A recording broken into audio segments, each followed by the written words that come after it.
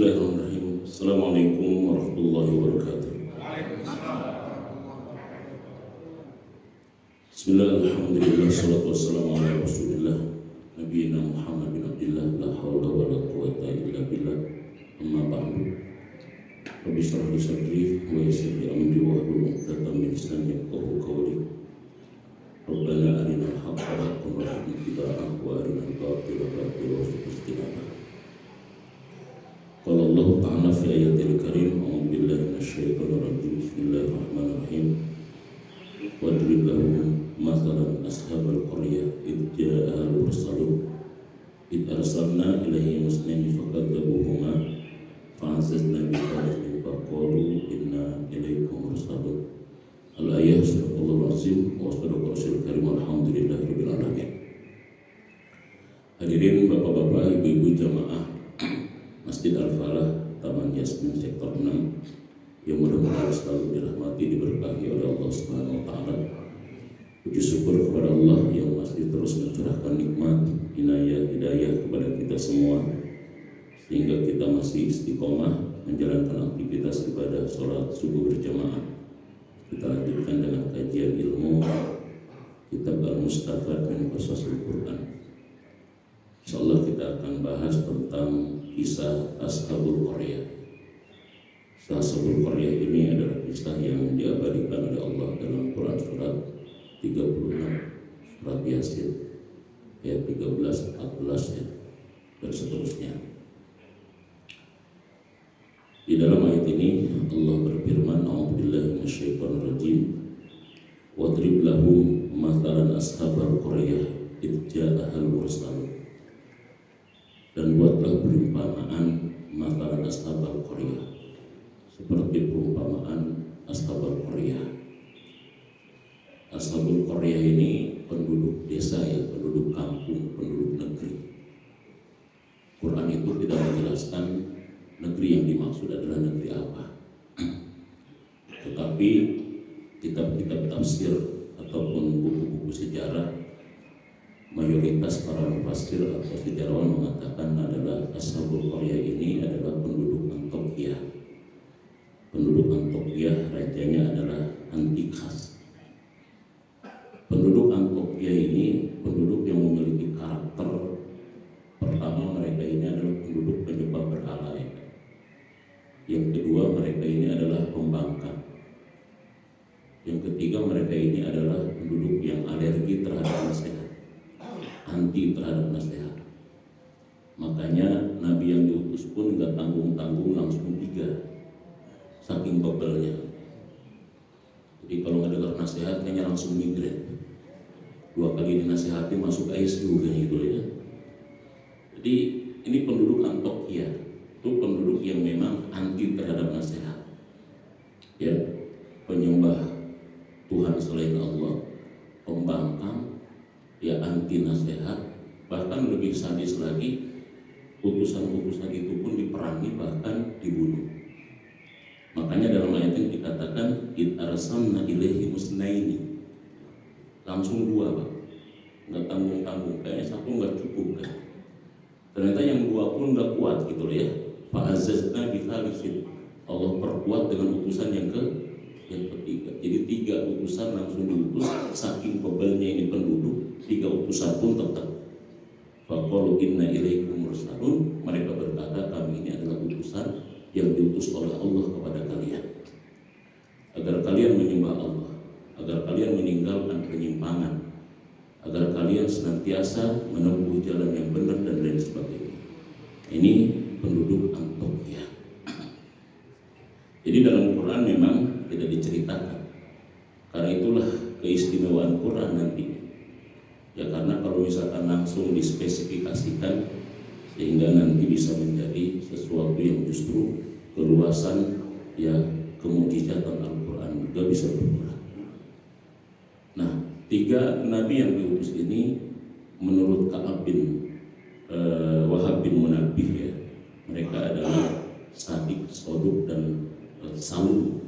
Ini 3 nabi, Sadiq, Saduk dan Saul. Kalau menurut Ibnu Jurayj adalah Samun, Yuhana dan juga Bailis. Nah, ini 3 rasul yang diutus kepada mereka. Nah, kalau kita lihat terkait dengan ini, pertama, Quran itu sering membuat perumpamaan. Wadrib lahu matalan ashabal. Dibuat perumpamaan seperti halnya penduduk Korea. Perumpamaan itu kalau dalam bahasa balaghah namanya tasbih ya. Jadi tasbih itu ada rukun tasbih namanya musabbih, musabbih, ada tasbih, dan juga ada yang disebut dengan wajhut tasbih. Jadi tasbih itu Pak, kalau dalam bahasa balaghah dalam rangka memudahkan kita agar bisa memahami Al-Quran. Makanya kita itu tidak akan tahu tentang mukjizat Quran secara bahasa kalau tidak ngerti balaghah. Makanya orang-orang ahli balaghah itu kalau kita baca di dalam muqaddimah kitab Jauharul Ma'mun misalkan ya, itu para ulama itu kalau sudah mendalami Quran, interaksi dengan Quran, digambarkan oleh Imam Al-Akhdari itu seperti mereka masuk ke dalam sebuah taman, yang taman itu amat sangat indah sekali sehingga mereka lupa keluar. Itu para ulama begitu. Makanya para ulama-ulama yang ngerti bahasa itu, kalau sudah interaksi dengan Quran itu mereka lupa makan. Kalau kita beda, baru baca beberapa ayat langsung ingat makan gitu ya. Jadi langsung terasa laparnya gitu ya. Makanya rata-rata ulama itu mereka itu penyakitnya penyakit perut gitu ya. Rata-rata penyakit perut. Karena kalau sudah interaksi dengan Quran, interaksi dengan hadis, mereka itu lupa makan. Bahkan Imam Malik itu sudah sampai besar pun makannya selalu disuapin oleh ibunya. Karena kalau dia sudah interaksi dengan buku, dengan kitab hadis, Imam Malik itu lupa makan, maka disuapin. Kalau Imam Ghazali sampai mengatakan apa? Seandainya bukan untuk memperkuat punggungku agar beribadah kepada Allah, aku itu udah malas makan, kata Imam Ghazali. Jadi makan itu hanya untuk memperkuat punggungnya agar dia bisa tegak berdiri ketika ibadah kepada Allah SWT. Ya, kalau kita nggak kuat lama berdiri, keberatan badan kita ya. Jadi begitu para ulama itu ilmu balaghah. Ya, jadi ilmu balaghah itu begitu, makanya ada ilmu ma'ani, ilmu bayan, ilmu badi. Nah, disitulah kita bisa tahu mukjizat Quran. Ya, sama. Jadi Allah itu kadang-kadang membuat tasbih, perumpamaan itu agar mudah dipahami. Ya, karena objek dakwah itu kalau dalam ilmu balaghah kan ada polyutipni namanya. Ada yang disebut dengan mutaraddid gitu, ada yang disebut dengan inkari dan seterusnya. Nah, ini pun seperti itu. Ya, ini pun seperti itu, membuat sebuah perumpamaan. Nah, menarik ya ketika kita cerita tentang Ashabul Qaryah yang punya karakter pembangkang, anti terhadap nasihat ya, penyembah berhala, dan mereka juga adalah orang-orang yang memang keras terhadap para utusan, sampai Allah kirim kepada mereka 3 utusan. Nah, ini pelajaran bagi kita bahwa sebetulnya utusan-utusan itu penting. Sinergi dalam dakwah itu penting. Ya, kenapa sebabnya penting sinergi dalam dakwah itu? Karena antara satu ustadz dengan satu yang lain, antara satu dai dengan dai yang lain itu adalah harus saling menguatkan. Makanya fa'azzazna bithalits. Jadi kata Abdul Karim Zaidan dalam kitab ini, pelajaran dari Ashabul Qaryah ini adalah pertama, taqwiyatud da'i irsal du'a akhirin ma'ah. Perlunya dai itu saling menguatkan, saling memperkokoh, bersinergis dakwah. Apalagi problematika dakwah kita saat ini sangat luar biasa. Kalau misalkan kita tidak sinergis, kalau misalkan kita tidak kolaborasi ya, tidak saling memperkuat satu dengan yang lain, masalah. Ini ketinggalan kita. Makanya Amir Syakib Al-Syalan itu pernah ditanya, disuratin oleh ulama Indonesia. Ini ditulis awalnya di dalam makalah Al-Manar ya, Rashid Ridho. Kemudian akhirnya tulisan Amir Syakib Al-Syalan itu dijadikan buku. Bukunya namanya adalah Limata Ta'akhkharul Muslimun wa Taqaddama Ghairihim. Kenapa umat Islam ini terbelakang? Padahal potensi ajaran, potensi umatnya juga luar biasa. Sedangkan umat-umat yang lain itu maju ke depan. Ya, kata Amir Syakib Al-Syalan banyak faktor. Nah, di antara faktor-faktor itu adalah tafarruq ummati. Umatnya ini hobinya berpecah belah. wa izzu ulama'i, ulamanya itu lemah. Padahal ajarannya hebat, ajarannya luar biasa. Jadi satu, umatnya hobi berpecah belah. Yang kedua, ulamanya lemah. Yang ketiga, nisful ilmu, ya, memiliki pemahaman ilmu yang setengah. Nisful ilmu itu pemahaman yang setengah-setengah, parsial. Ya, setengah ustad dengan ustad atau dengan bukan ustad, bahayaan mana kira-kira?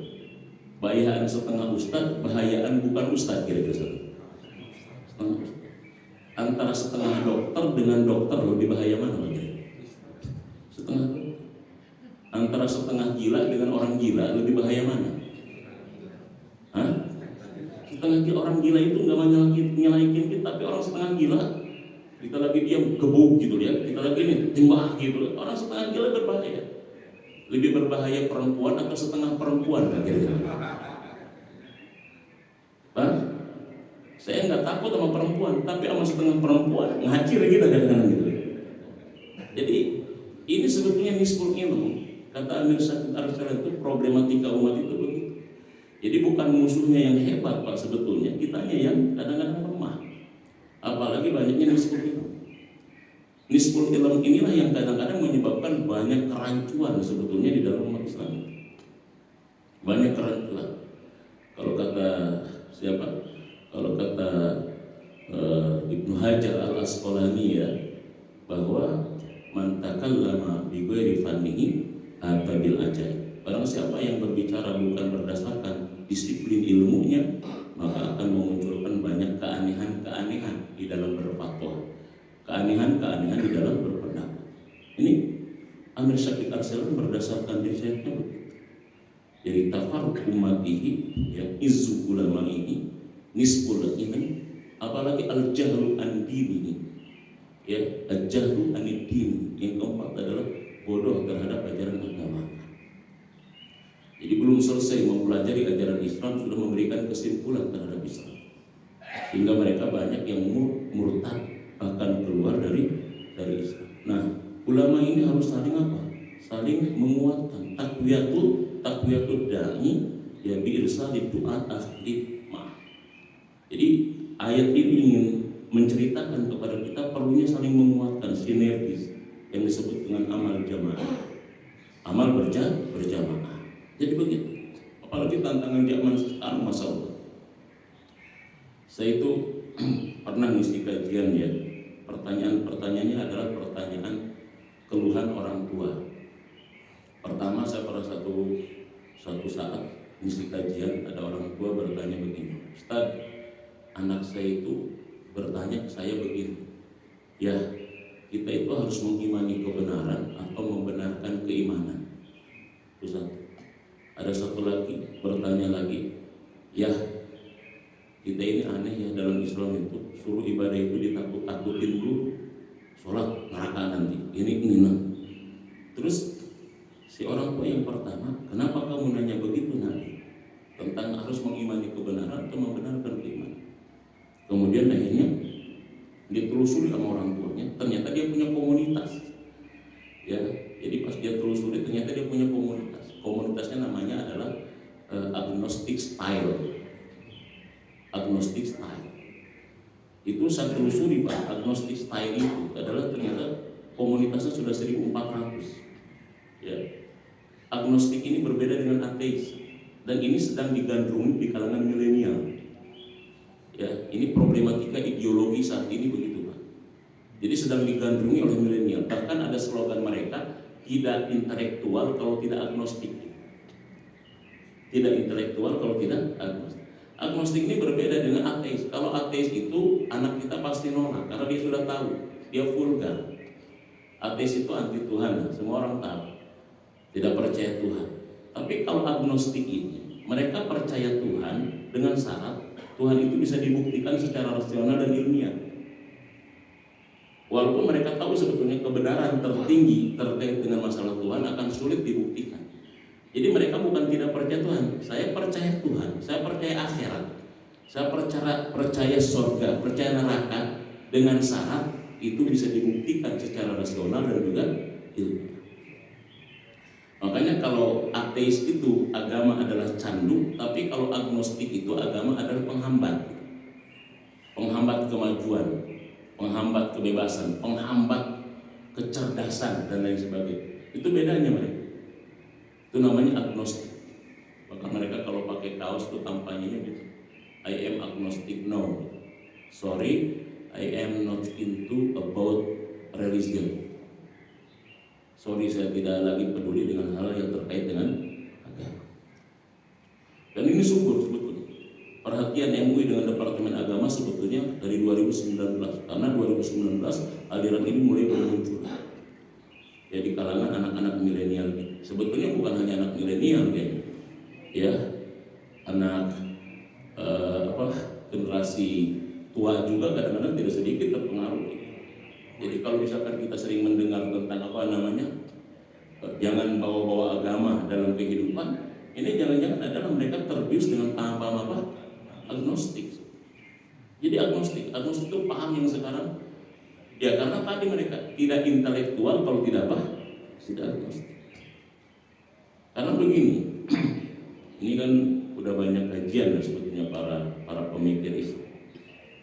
Kenapa aliran ini subur dan mudah suburnya saat ini? Karena aliran ini satu, yaitu subur di tengah masyarakat modernisme, ya masyarakat modern. Ya masyarakat yang modern itu kan cirinya dua, satu rasionalisasi, yang kedua masyarakat modern itu masyarakatnya teknikalisasi, teknologinya canggih. Jadi kalau kita belajar pemikiran modern disebut modern kalau dua, satu rasional, logik, yang kedua teknikalisasi atau teknologinya kan tidak gaptek. Tapi kalau ada orang yang rambutnya warna-warni tergantung hari Senin merah, hari Rabu misalkan biru, hari Selasa kuning, itu bukan modern Pak, itu namanya western gitu. Yang celananya belel, robek-robek gitu ya.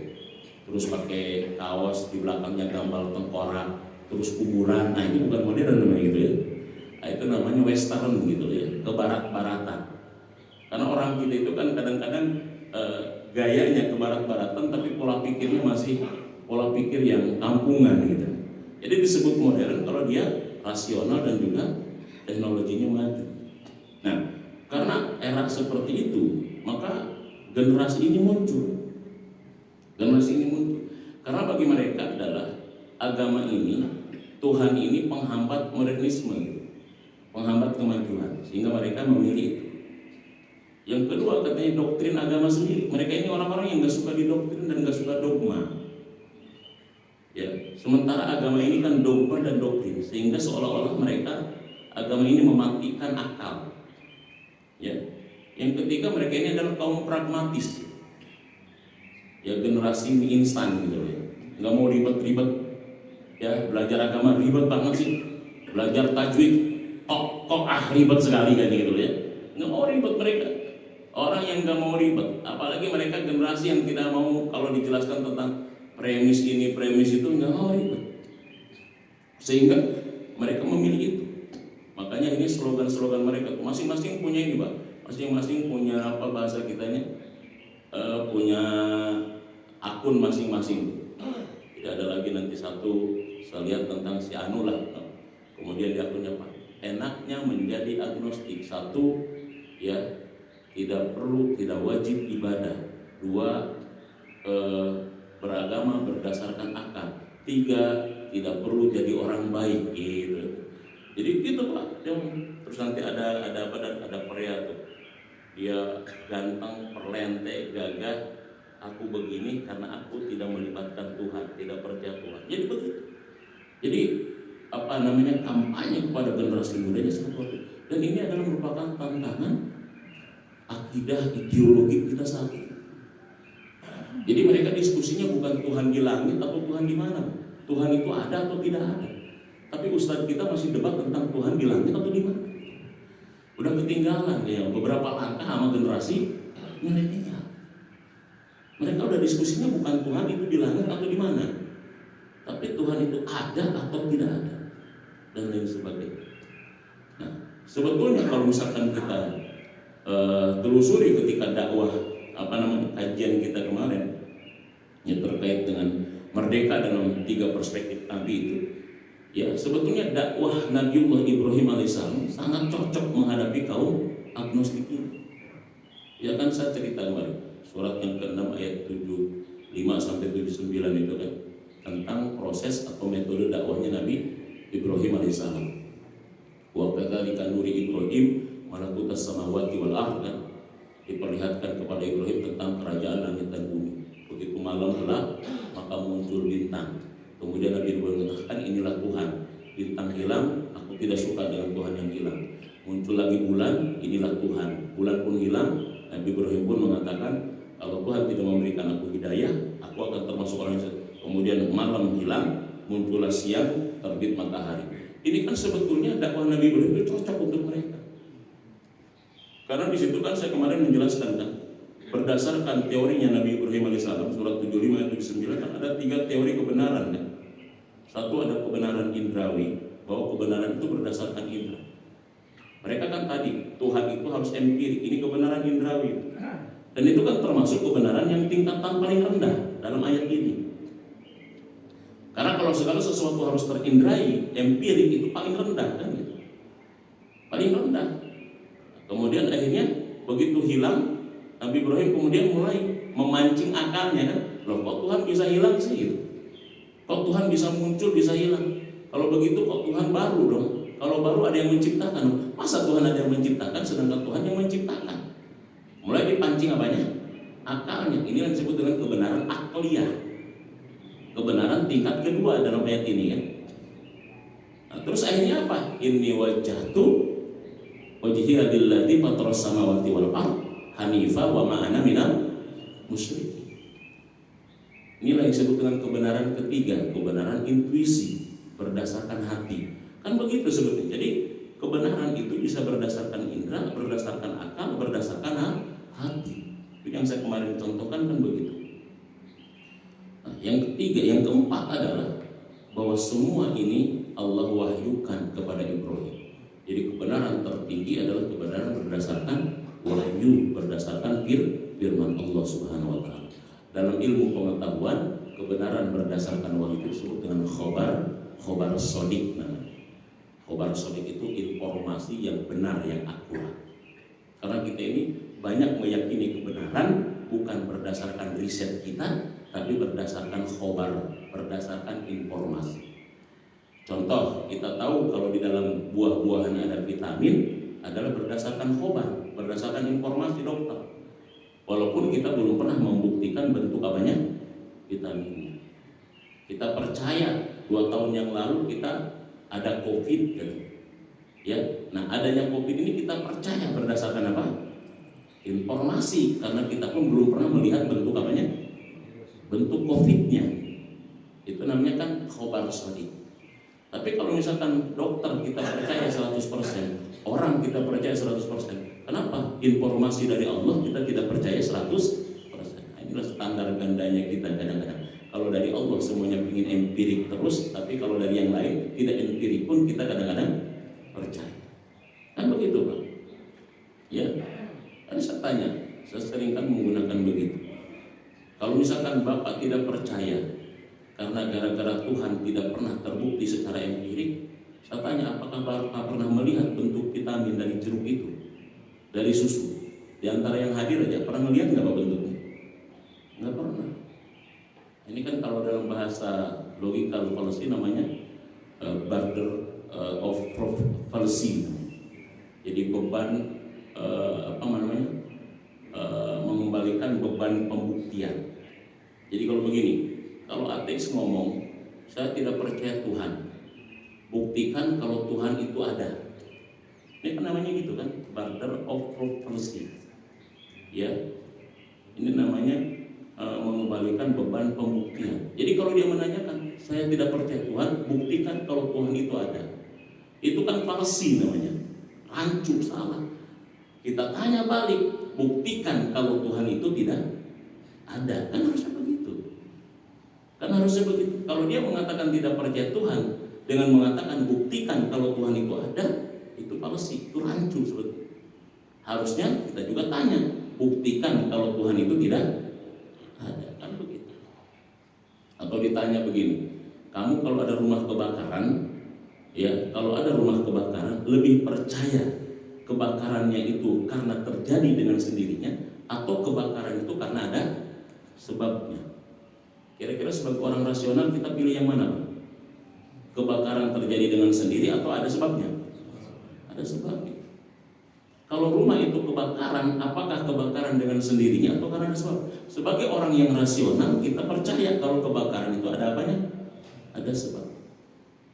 Artinya kebakaran itu adalah dampak, akibat. Sebabnya bisa karena listrik, bisa karena kompor, bisa karena yang lain. Sama sebetulnya, kita lebih percaya kalau misalkan alam ini ada tanpa sebab atau ada berdasarkan sebab, kan begitu. Jadi gitu. Karena adanya alam ini karena ada sebab yang mengadakan. Yang mengadakan itulah dalam bahasa agama kita adalah.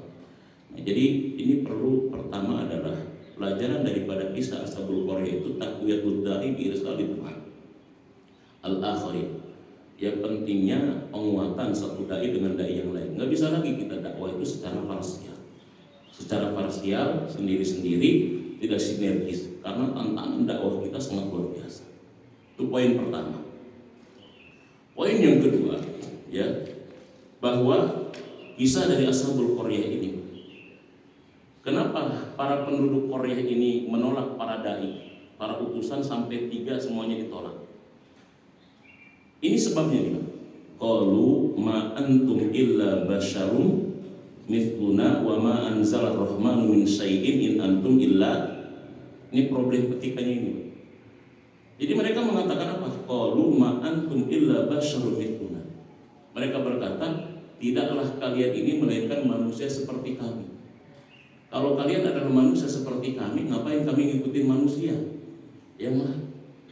Ini kan sekarang juga banyak di kalangan liberalis, sekuleris kan kadang-kadang, kenapa mereka tidak mau ngikutin pendapatnya mazhab yang 4, pendapatnya para ahli tafsir yang sudah ada? Karena mereka punya prinsip hum rijalun wa nahnu rijalun. Mereka adalah manusia, kami juga adalah manusia. Makanya mereka tidak mau ikut tafsir Jalalain, bikin tafsir jalan lain, kan itu Ustaz? Karena mereka menganggap Imam Sayyuti, ya, Al-Mahalli, Jalaluddin As-Sayyuti dan Jalaluddin Al-Mahalli adalah manusia. Mereka adalah manusia, hum rijalun wa nahnu rijal. Kami juga adalah manusia. Nah, sesama manusia ngapain saya ikut manusia? Saya juga punya pemikiran. Bahkan pemikiran saya lebih canggih daripada pemikiran mereka. Daripada saya ngikutin tafsir Jalalain, lebih baik saya bikin tafsir jalan lain. Daripada ngikutin mazhab yang 4, mendingan saya bikin mazhab Ciputat. Kan begitu masalahnya ini. Jadi ini problem penolakan mereka terhadap para utusan itu adalah menganggap utusan itu adalah siapa? Manusia biasa. In antum qalu ma antum illa basyarun mithluna. Ini Pak, makanya saya kadang-kadang mengkritisi ya. Kita itu tidak sedikit di antara kita umat Islam ini ketika memahami surat Al-Kahfi di ayat terakhir, Rasulullah mengatakan qul innama ana basyarum mithlukum.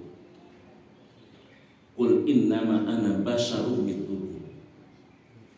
Katakan Muhammad, sesungguhnya aku ini adalah manusia seperti.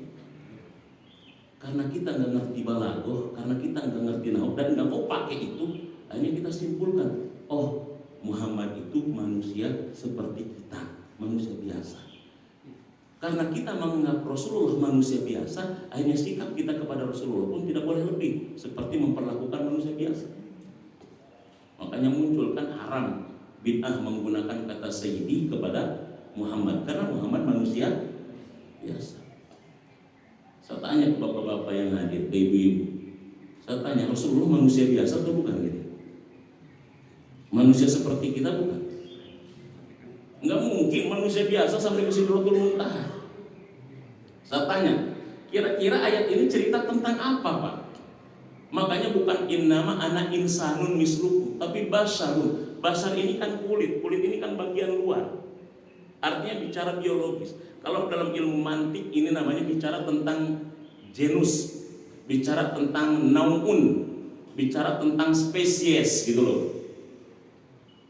Jadi karena saat itu orang-orang itu menganggap Nabi ini kok kayaknya nggak mungkin ada manusia yang seperti itu. Tapi ini bicara tentang Nabi itu sebagai spesiesnya dari jenis apa? Spesiesnya dari jenis apa Nabi ini? Jenisnya jenis apa? Apakah dari golongan jin, dari golongan malaikat, atau dari golongan binatang, atau dari golongan manusia? Nabi sedang berbicara tentang apanya? Jenisnya. Kalau kita belajar mantik kan ada yang disebut dengan arkanut ta'rif namanya. Ya, arkanut ta'rif itu artinya rukun definisi. Ya, ada rukun definisi. Makanya definisi bahasa Arabnya disebut apa? Ta'rif. Ta'rif itu dari kata apa? Arafa. Makanya kalau misalkan kita ingin kenalan namanya apa? Ta'aruf. Ta'aruf itu apa artinya? Makanya kita nggak bakalan tahu tentang hakikat sesuatu kalau definisinya pun masih ngambang gitu loh. Definisinya pun masih ngambang. Makanya kalau mau debat itu pertama adalah tentukan dulu definisi. Makanya ada yang disebut dengan arkan ta'rif. Bicara tentang ta'rif, misalkan apa rukun ta'rif? Satu, bicara tentang nau'un, spesiesnya. Apa yang akan kita definisikan? Kita mau mendefinisikan tentang manusia misalnya. Oke, satu manusia. Dua, yang kedua jenisnya. Manusia itu dari jenis apa? Di antara tumbuhan, jin, malaikat, manusia itu jenisnya jenis apa? Atau hewani?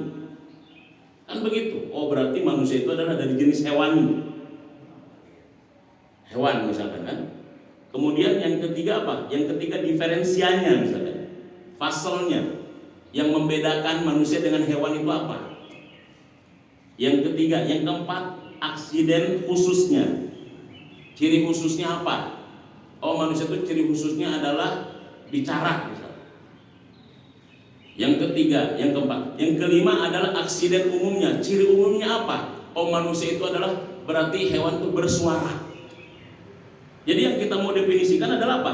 Misalkan spesiesnya manusia, jenisnya dari hewan, diferensianya adalah merupakan akal, berpikir, ciri khususnya adalah bicara atau tertawa, ciri umumnya adalah ada suara. Maka dia definisikan al-insanu hayawanun natikun. Manusia itu adalah jenis hewan, tapi dia hewan yang berpikir. Jadi berpikir itu adalah merupakan fasal pemisah antara manusia, pembeda antara manusia dengan hewan yang lain. Itu begitu, Pak. Jadi ketika Rasulullah mengatakan innama ana basyarum mithlukum, dia bercerita tentang apa? Bercerita tentang apa, Pak? Jenisnya gitu loh. Jangan disimpulkan Rasulullah itu manusia biasa. Kita mau definisikan tentang apa nih? Batu. Terus yang kedua apa tentang apa namanya? Mutiara. Mutiara itu berarti jenisnya batu. Kemudian cirinya apa? Pembeda dengan batu lain apa? Jadi lempung batu, koral batu, sprit batu, kali batu, akik batu, mutiara batu. Tapi kan batu-batu ini jenisnya batu tapi beda. Lebih mahal batu mutiara walaupun cuma satu dibandingkan batu koral walaupun satu truk gitu loh misalnya. Nah kita dengan Nabi itu ibaratnya di antara batu-batu. Kita batu lempung dipakai ngebangun juga kagak bisa kayaknya. Nabi batu mutiara misalkan gitu loh. Nah ini berbeda. Ini kalau misalkan masih mengatakan Rasulullah manusia biasa berarti ma'rifatul Rasulnya belum selesai kan? Ma'rifatul Rasulnya belum selesai. Makanya saya kadang-kadang kalau ada ustaz mengatakan Rasul manusia biasa, wah ini kacau. Kacau. Ayat itu bukan berbicara tentang jenis Rasul itu dari golongan apa? Manusia. Karena kita menganggap Rasul manusia biasa, sikap kita pun akan biasa-biasa aja kepada Rasul. Sikap kita pun akan biasa-biasa aja, nggak bakalan wow gitu melihat Rasul. Tapi melihat orang ketika kita lihat, wah dia melukis dengan cara ditutup mata, wow gitu, keren gitu. Tapi kita memandang Rasul biasa. Kalau perlu jangan pakai Sayyidi, langsung aja Muhammad gitu. Nah, ini kan kita, nah ini kesalahan. Jadi orang-orang dulu, penduduk Antioquia itu kenapa menolak para nabinya? Walaupun nabi yang diutus sampai 3 orang.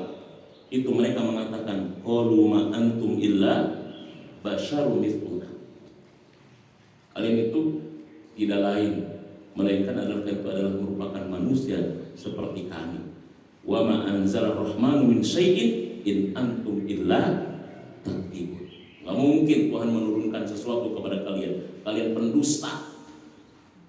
Ya, kalian pendusta. Nah, ini kan penyebab kenapa penduduk Antiokhia itu Ashabul Qaryah tadi menolak terhadap putusan walaupun sampai 3. Nah, jadi kita juga begitu. Jadi makanya kita perlu mengenal Rasul. Rasul bukan manusia biasa. Kita itu bisa tahu tentang Rasul pertama dari namanya. Namanya saja Rasul itu bukan diberikan oleh orang tuanya, tapi oleh Allah yang diilhamkan kepada kakeknya. Namanya Muhammad. Dan nama itu sudah terkenal di dalam kitab-kitab yang sudah diturunkan sebelum Al-Quran. Makanya Rasul dikenal dalam Injil namanya Ahmad. Di dalam Taurat atau Zabur namanya Ahmad. Hanya dalam Quran dia dikenal dengan nama Muhammad. Dan uniknya lagi, Muhammad itu bahasa Arab, tapi tidak ada orang Arab sebelum diutusnya Nabi Muhammad yang bernama Muhammad. Nah, itu uniknya lagi kan. Kalau misalkan orang Jawa Barat ada yang bernama Ujang, pasti ada namanya Ujang sebelum dia gitu. Ada yang bernama Asep, pasti ada nama Asep sebelum dia. Makanya ada Asep sedunia gitu. Ikatan Asep sedunia. Itu kalau misalkan kita ikut rapatnya di situ, ikut pertemuannya bingung, panggil Asep satu semuanya nengok gitu ya. Asep semuanya pada nengok. Makanya ada Ikatan Persatuan Asep Sedunia. Itu kalau misalkan ada nama Asep di Sunda, pasti ada Asep sebelumnya. Kalau nama Ujang, kalau ada Joko di Jawa, ada lagi Joko sebelumnya. Ya, tetapi ini aneh. Dia diberikan nama Muhammad dengan bahasa Arab, tetapi nggak ada orang Arab sebelum diutus Nabi bernama siapa? Muhammad. Paling banter Mahmud namanya gitu. Paling banter Mahmud, yang artinya hampir sama, tetapi beda. Makanya ketika itu Abu Thalib akhirnya ditanya oleh pembesar-pembesar Quraisy ketika memberikan cucunya bernama Muhammad. Ditanya, kenapa kau berikan cucumu itu nama itu? Tidak dinisbatkan kepada suku dan kabilah kita. Kok aneh namanya? Apa jawaban Abu Thalib? Kata Abu Thalib, aku ingin Tuhan memujinya di langit dan seluruh makhluk di bumi memujinya. Karena Muhammad itu artinya yang maha atau yang amat sangat terpuji. Saking banyaknya kebaikannya. Kalau dalam bahasa Arab namanya adalah sigot mubalaghah atau kalimat superlatif, memiliki makna ditaksir, ya, karena dia adalah bagian daripada sulasi mazid dari kata hamada yuhamidu tamhidan, bahwa muhammidun wadaka muhammadun, yaitu beda dengan kata mahmud itu dari hamida yahmadu hamdan, ya, bahwa hamidun wadaka mahmudun, sama-sama isim maf'ul artinya terpuji tapi beda. Yang satu Muhammad amat sangat banget terpuji karena banyaknya kebaikan. Kalau Mahmud terpujinya biasa saja. Nah, jadi begitu. Apa contoh konkretnya? Kalau Mahmud itu hanya bisa baik kepada orang baik. Kalau Mahmud itu hanya bisa senyum kepada orang yang suka senyum. Kalau Mahmud itu hanya silaturahim dengan orang yang suka silaturahim. Kalau Mahmud itu hanya memberi kepada orang yang suka memberi. Ini namanya Mahmud. Tapi kalau Muhammad, dia memberi kepada orang yang kikir, dia merangkul orang yang zalim, bahkan dia pun memberi muka sama orang yang suka buang muka. Nah, itu namanya Muhammad. Jadi level kita itu paling banter sampai kemana? Ibu-ibu banternya kemana, Bu? Muhammad atau Mahmud? Ya, kita itu baru sampai ke level apa? Mahmud. Mamah muda. Mahmud Abbas, mamah muda anak baru satu, gitu ya. Jadi begitu. Jadi kita itu nggak bakal sampai kepada level apa? Level Muhammad. Jadi kalau kita ingin sampai kepada level Muhammad itu baiknya bukan hanya kepada orang baik, itu level Muhammad. Itu dari namanya saja dia sudah luar biasa. Bukan manusia biasa. Nah, ini kadang-kadang salah kita. Inilah akibat terlalu tekstualis, terlalu memahami sebuah teks, sehingga ketika Rasul mengatakan ana basyarun mislukum, langsung disimpulkan oh berarti Muhammad manusia biasa. Tidak perlu kita lebih-lebihkan dan sebagainya. Nggak bisa seperti itu. Ya, tidak bisa seperti itu. Ini problem. Jadi kalau saya lihat ternyata penyebab orang juga menolak terhadap ya ulama-ulama terdahulu juga jangan-jangan tadi hum rijalun wa nahnu rijalun. Jadi orang-orang liberal ya, orang-orang sekuleris ya, kadang-kadang punya pikirannya begitu. Jadi kalau misalkan para ulama itu adalah manusia yang bisa salah, kami juga adalah manusia yang bisa salah tapi bisa benar juga, ngapain kami harus mengikuti tentang pendapat para ulama? Walaupun itu adalah pendapat ulama-ulama yang otoritatif tadi. Karena pendapat ulama yang otoritatif itu dalam agama kita bisa jadi teori ilmu, Pak. Jadi khabar sodik itu dua, satu berdasarkan wahyu, ya firman Allah dan hadis Nabi. Yang kedua khabar sodik itu berdasarkan pendapat ulama yang otoritatif di bidangnya. Contoh kan kita sama, kita lebih mendengar pendapatnya dokter yang bercerita tentang kesehatan daripada kita mendengarkan dari mekanik bengkel yang bicara tentang kesehatan, kan begitu misalnya. Sama juga kan begitu. Kita juga kan pendapat ulama juga kan otoritas. Kalau saya gampangnya begini, it's okay kalau mereka manusia yang bisa salah, kamu juga adalah manusia yang bisa benar juga. Tapi perbedaan kamu dengan mereka kan begini. Kalau Imam Syafi'i, Imam Maliki beristihad 100 kali, 99-nya benar, satunya salah, itulah manusianya mereka. Tapi kalau kamu beristihad 100 kali, 99 salah, satunya benar gitu kan itu. Itulah kamunya gitu. Ini kan dalam rangka membiaskan begitu. Jadi meruntuhkan teori keilmuan itu mereka dengan cara begitu. Jadi meruntuhkan teori keilmuan Islam itu dengan cara apa? Dengan cara mendegradasi terkait dengan ulama-ulama otoritatifnya. Nah, jadi kita harus paham juga ya terkait dengan itu. Misalkan tentang Imam Bukhari ada Jinayat Bukhari, tentang Abu Hurairah misalkan juga begitu, tentang Imam Syafi'i, tentang Imam Malik. Jadi degradasi ulamanya, ujung-ujungnya supaya ikut kepada ini. Padahal mereka tidak jauh lebih baik daripada ulama-ulama yang terdahulu. Nah, ini pelajaran yang kedua ya terkait dengan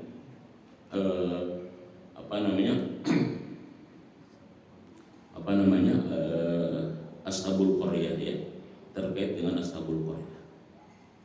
Terus yang ketiga, ini pelajaran daripada Ashabul Qaryah ini juga bagi kita adalah terkait dengan tahdidu du'at bil qatli ya uslubu qadim lituwati. Jadi yang ketiga adalah tentang ancaman bagi para penyeru kebenaran dengan pembunuhan adalah merupakan gaya lama. Ya, jadi ancaman kepada penyeru kebenaran, ya penyeru dakwah itu adalah merupakan sudah gaya lama. Jadi bukan hanya baru-baru ini, persekusi, kriminalisasi, ya ancaman jeruji besi itu bukan perkara-perkara apa? Perkara-perkara apa? Jadi setiap misalkan ada kebenaran, ya pasti juga ada kejahatan juga. Ya sampai ada istilah sekarang itu kalau orang kaya ngambilin duit orang miskin namanya bisnis. Kalau pemerintah ngambilin duit rakyat namanya kebijakan. Baru kalau rakyat ngambilin duit orang kaya namanya perampok. Nah gitu kan. Ya gitu. Kan ada istilah begitu. Ya jadi kalau orang kaya gitu ya, ekonom ngambilin duit orang miskin namanya apa? Bisnis. Ya kalau misalkan pejabat pemerintah ngambilin duit rakyat namanya apa? Kebijakan. Kalau rakyat ngambil duit pejabat, duit orang kaya namanya perampok. Babak belur dulu baru masuk penjara. Gitu kan. Ya jadi itu sudah sesuatu yang gaya lama. Penolakan terhadap itu selalu ada. Ya bahkan kadang-kadang ya tadi adanya disebut dengan kriminalisasi. Yang buruk, yang baik disebut buruk, yang buruk disebut baik. Ini sudah terjadi seperti itu. Dan ini adalah merupakan gaya lama terjadi kepada para nabi yang diutus kepada Ashabul Qaryah. Itu sudah biasa. Makanya begini, ada orang bertanya begini, kan suka ada ayat begini, wa makaru wa makarallah wallahu khairul makirin. Sama-sama kalimatnya apa Pak? Makar. Wa makaru dan mereka berbuat makar. Wa makarallah dan Allah membalas Saya tanya kepada bapak-bapak kira-kira, makar itu adalah merupakan perbuatan baik atau perbuatan buruk? Terpuji atau tercela? Makar itu adalah perbuatan tercela. Di sini wa makaru, mereka membuat makar. Wa makarallah, Allah membalas makar. Kira-kira kalau makar kepada Allah itu tercela atau terpuji kira-kira? Mereka membuat makar, Allah membalas makarnya. Sama-sama namanya makar. Tadi kata Bapak makar itu apa? Berarti kalau misalkan ini makar, dua-duanya tercela atau terpuji? Atau ada yang satu terpuji, ada yang satu tercela kira-kira? Hah? Yang satu terpuji, yang satu tercela, atau dua-duanya tercela? Kenapa yang satu disebut terpuji, yang satu disebut tercela? Sedangkan sama-sama kalimatnya adalah apa? Makar. Begitu. Sama saya tanya nih kepada Bapak Ibu, kalau ada anak lulus SMA, diangkat jadi pemimpin, nggak bisa baca, nggak bisa tulis, terpuji atau tercela? Nggak bisa baca, nggak bisa tulis, terpuji atau tercela? Rasulullah kita, pemimpin para nabi, Sayyidul Mursalin, nggak bisa baca, nggak bisa nulis, terpuji atau tercela? Kenapa? Sebab kok bisa beda? Ini kan butuh balaghah namanya kayak begini. Butuh balaghah. Kalau nggak paham balaghah, kita hanya nganggapnya oh Allah juga kok suka makar sih gitu. Saya tanya, simpel contohnya, kalau Bapak pasang CCTV di rumah Bapak untuk memantau orang asing masuk ke rumah, Bapak terpuji atau tercela? Kalau perampok untuk mengetahui keadaan rumah Bapak, dia pasang CCTV di sekitar rumah Bapak, itu apa namanya? Kan begitu masalahnya. Jadi kalau misalkan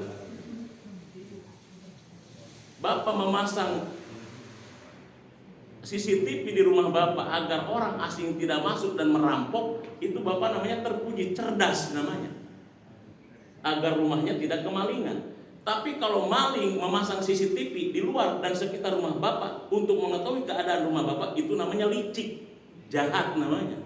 Jadi kalau orang baik dengan tujuan yang baik namanya cerdas.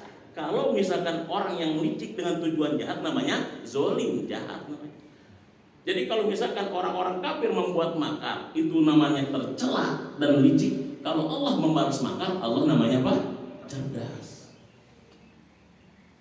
Itu beda di situ sebetulnya. Ya. Jadi kalau kita melakukan sesuatu agar tidak terjadi kejahatan kepada kita, itu namanya kecerdasan. Tapi kalau ada orang untuk melakukan kejahatan bikin strategi, namanya kelicikan dan kejahatan, kezaliman namanya. Jadi makanya kalau misalkan kita mengantisipasi berbagai macam terjadi kejahatan ya terhadap orang-orang yang akan melakukan kejahatan kepada para penyebar kebenaran, itu namanya keterpujian. Tapi kalau ada orang-orang jahat bikin strategi untuk menghancurkan terhadap para penyebar kebenaran, itu namanya kelicikan, kejahatan dan kriminal. Tapi terbalik sekarang, itu kriminal ternyata itu adalah merupakan uslubul qadim. Itu adalah gaya lama yang dilakukan oleh penduduk Antioquia kepada para nabi mereka. Bisa dipahami Pak ya? Alhamdulillahirabbil alamin. Cukup kan ya? Masih ada ini enggak? Berapa yang lagi? Ya silakan. Ya kita untuk diskusi aja. Fadal. Assalamualaikum warahmatullahi wabarakatuh. Assalamualaikum warahmatullahi wabarakatuh. Saya namanya Sukri dari Kemang Eminence. Yes. Saya sangat setuju dengan Ustaz tentang bahwa Rasulullah bukan manusia biasa. Kita harus memuliakan. Cuma bagaimana kira-kira ini efek selama ini umat-umat terdahulu maupun yang sekarang yang memberikan kemuliaan yang berlebihan sehingga salah menempatkan. Jadi karena misalnya kita ketahui bahwa orang-orang yang disembah manusia itu sesama manusia karena akibatnya memberikan penghormatan yang sangat berlebihan. ya katakanlah Nabi Isa, karena umatnya ini terlalu melebih-lebihkan Nabi Isa, akhirnya dianggap menjadi Tuhan gitu. Nah, pernah juga suatu Rasulullah datang sahabatnya dari Sam, kemudian bersujud kepada Rasulullah, ditanya, kok kamu apa yang kamu lakukan? Kami melakukan penduduk Sam itu bersujud kepada betrik-betrik mereka gitu kan. Kami menganggap Rasulullah berhak seperti ini. Nah, Rasulullah menegur, jangan kamu lakukan. Nah, ini Ustaz, tanpa mengurangi hormat kita kepada Rasulullah SAW, bagaimana ini mencegah supaya akhirnya tidak bunuh berlebihan. Karena kita juga bisa menyaksikan bagaimana ini ada sebagian umat ini yang begitu membuktikan cintanya sehingga melakukan sesuatu yang sangat berlebihan. Terima kasih, Ustaz. Baik, terima kasih. Batasan, apa bedanya antara cinta dengan kultus? Apa bedanya cinta dengan kultus? Apa bedanya cinta dengan kultus? Kan ada kultus. Umatnya Nabi Isa itu sampai menuhankan Isa itu namanya apa? Di kultus itu mencintai yang berlebihan sampai menuhankan. Endingnya adalah menuhankan. Sedangkan kalau cinta itu tidak sampai akan menuhankan. Jadi berlebihan itu adalah contoh konkret, batasan konkretnya adalah kalau sampai menuhankan. Menuhankan itu tadi menyembah dan lain sebagainya. Kenapa Rasulullah itu sering mengatakan innama ana basyarun? Yang kedua, Rasulullah itu selalu menampakkan tentang cara makannya, cara minumnya, cara jalannya. Rasulullah itu menampakkan tentang pergaulannya dengan para sahabatnya. Rasulullah amat sangat paham betul kalau Rasulullah itu diutus setelah umat yang mempertuhankan nabinya, yaitu Nabi Isa alaihissalam. Jadi jarak antara Rasulullah dengan Nabi Isa itu di 570 tahun, hampir 600-an tahun. Dan Rasul tahu betul kalau umatnya Nabi Isa itu mempertuhankan nabinya. Karena Rasul tahu umat di antara sebelum Rasul diutus itu pernah mempertuhankan nabinya, maka Rasul nampakkan tentang nilai-nilai kemanusiaannya. Makanya makannya Rasul, minumnya Rasul, jalannya Rasul bisa lebih utama daripada kita ibadah. Ya, makannya Rasul bisa lebih utama daripada ibadahnya umatnya. Tidurnya Rasul bisa lebih utama daripada ibadah umatnya. Kenapa? Kalau Rasul makan dan minum dinampakkan kepada umat untuk menjaga konstitusi akidah umat, kalau kita sedangkan ibadah kita hanya untuk menjalankan aktivitas ibadah saja. Jadi sebetulnya kata-kata innama ana basyarun itu dengan berbagai macam aktivitas kemanusiaannya, Rasul itu dalam rangka untuk menjaga konstitusi akidah umat, bahwa aku ini bukan Tuhan, aku ini adalah manusia. Itu poin kedua. Kenapa dia mengatakan basyar? Aku ini bukan Tuhan, aku ini manusia. Makanya Rasul sering menampakkan makannya, menampakkan minumnya, menampakkan tidurnya, menampakkan pergaulannya, itu untuk menunjukkan aku manusia. Karena Nabi sebelum dia diutus pertuhankan oleh utusan. Yang kedua, kenapa Rasul beda gelarnya dibandingkan dengan Nabi yang lain? Nabi yang lain adalah apa? Rasulullah Sallallahu Alaihi Wasallam. Sallallahu. Arti sallallahu itu apa? Semoga merahmati Allah alaihi kepada Nabi wasallam dan memberikan keselamatan. Dan ini adalah merupakan bentuk proteksi Allah kepada Rasul. Selama manusia itu bersolawat, selama itu dia tidak akan pernah mempertuhankan Nabi. Selama dia bersolawat, selama itu dia tidak akan mempertuhankan Nabi. Karena nggak mungkin sallallahu ada disebut nama Allah disebut. Masa ada Tuhan disallallahu-kan, sallallahu kepada Tuhan kecil, Tuhan besar apa? Enggak. Makanya selama umat ini bersolawat, selama itu dia tidak akan pernah mempertuhankan nabinya. Makanya itulah yang membedakan kenapa Rasulullah Sallallahu Alaihi Wasallam, sedangkan yang lain alaihi. Jadi Sallallahu Alaihi Wasallam itu bentuk proteksi Allah kepada hambanya ini, kepada nabinya ini, agar tidak ada satupun. Makanya dari dulu sampai sekarang nggak pernah saya mendengar ada umat Nabi yang saking cintanya sampai mempertuhankan siapa? emosionalnya ketika Umar bin Khattab itu, yang ketika Nabi wafat, karena saking emosionalnya, karena saking Umar itu histerisnya, sampai mengatakan siapa menyatakan Muhammad itu telah mati akan kutebas lehernya. Abu Bakar tampil ke hadapan mereka. Barang siapa yang menyembah Muhammad, Muhammad mati. Barang siapa yang menyembah Allah, Allah hidup dan tidak akan pernah mati selama-lamanya. Itu hampir kejadian. Tapi setelah itu nggak ada satupun saya dengar ada umat Rasulullah yang pernah menyatakan Rasulullah sebagai apa? Tuhan, seperti hanya umatnya siapa? Ada nggak baca dari saya? Atau Bapak pernah baca umat-umat sekian yang menuhankan Muhammad sebagai Tuhan itu? Dan yang sebagainya. Nah, adapun kadang-kadang kita itu selalu menilai dari luar. Contoh, saya kan tadi bahas tentang tasbih. Ya, saya sudah pernah menulis tentang kalimat-kalimat yang kadang-kadang dianggap seolah-olah menuhankan.